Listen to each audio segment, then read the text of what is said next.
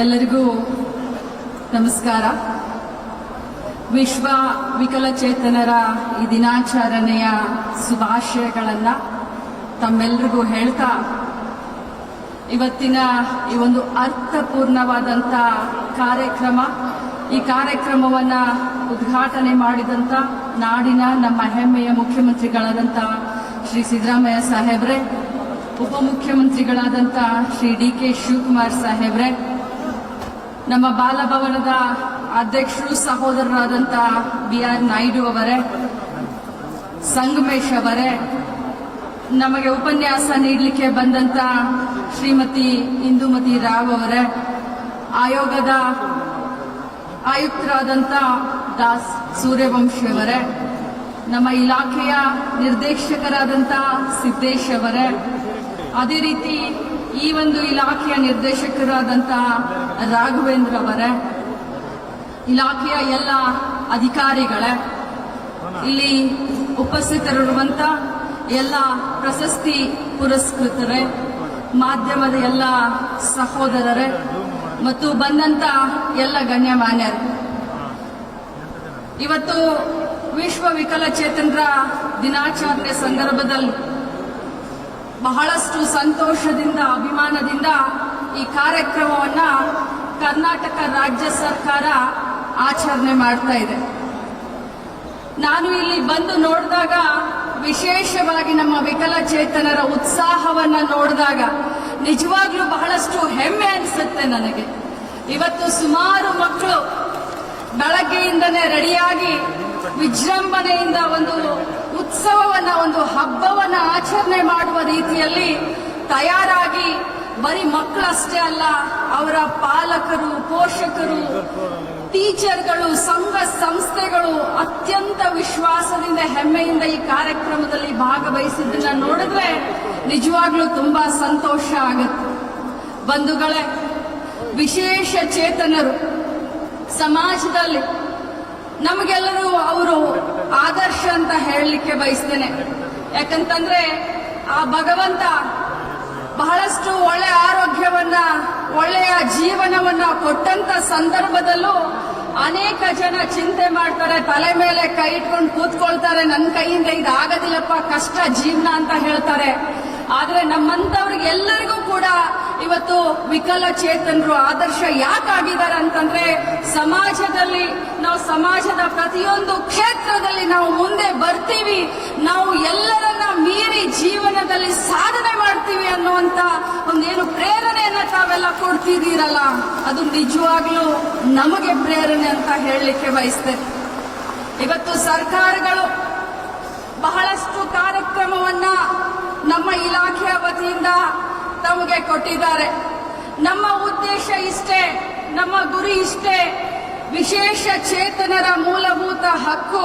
ಯಾಕಂತಂದ್ರೆ ಭಾರತ ದೇಶದಲ್ಲಿ ಸಂವಿಧಾನಬದ್ಧವಾದಂತ ಹಕ್ಕು, ಎಲ್ಲರಿಗೂ ಸಮಾನವಾದಂತ ಅಧಿಕಾರ, ಎಲ್ಲರಿಗೂ ಸಮಾನವಾದಂತ ಅವಕಾಶ ಏನಿದೆ, ಅದು ಇವತ್ತು ವಿಶೇಷವಾಗಿ ವಿಕಲಚೇತನರಿಗೂ ಇರಬೇಕು ಅನ್ನೋದೇ ನಮ್ಮ ಉದ್ದೇಶ, ಮಾನ್ಯ ಮುಖ್ಯಮಂತ್ರಿಗಳ ಉದ್ದೇಶ.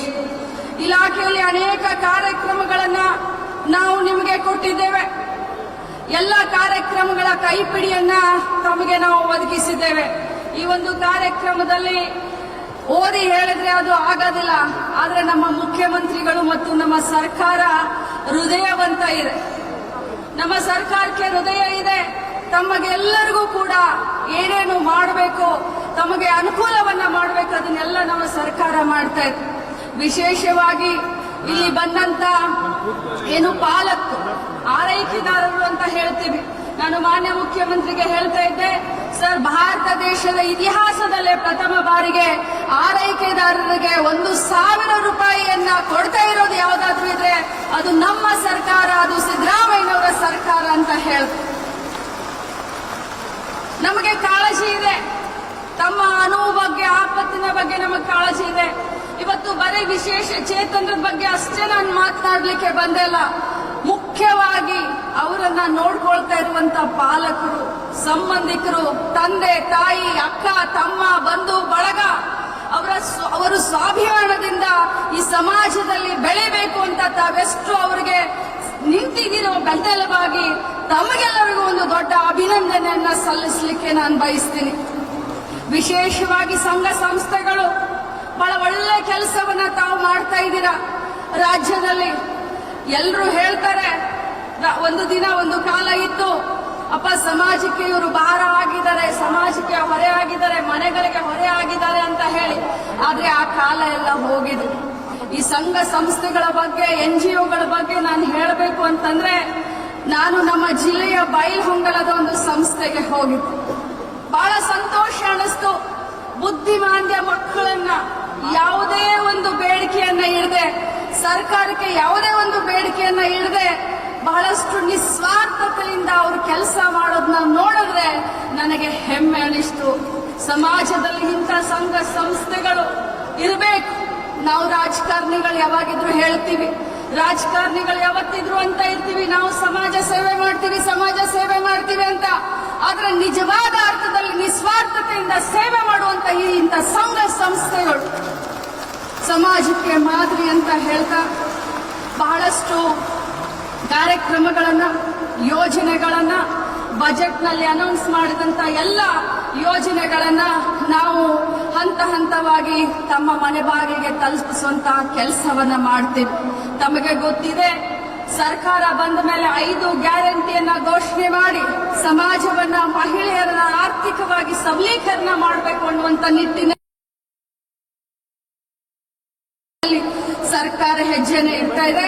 ಅದರ ಜೊತೆಯಲ್ಲಿ ವಿಶೇಷ ಚೇತನರ ವಿಶೇಷ ಕಾಳಜಿಯನ್ನ ಕೂಡ ನಿಮ್ಮ ಸರ್ಕಾರ ಮಾಡುತ್ತೆ ಅನ್ನುವಂತ ಭಾಷೆಯನ್ನ ಕೊಟ್ಟು, ಯಾರ್ಯಾರಿಗೆ ಪ್ರಶಸ್ತಿಗಳು, ಪುರಸ್ಕಾರಗಳು ಸಿಕ್ಕಿದಾವೆ ಅಂತವ್ರಿಗೆಲ್ಲರಿಗೂ ಕೂಡ ನಾನು ವೈಯಕ್ತಿಕವಾಗಿ ಸರ್ಕಾರದ ಪರವಾಗಿ ಅಭಿನಂದಿಸ್ತೀನಿ.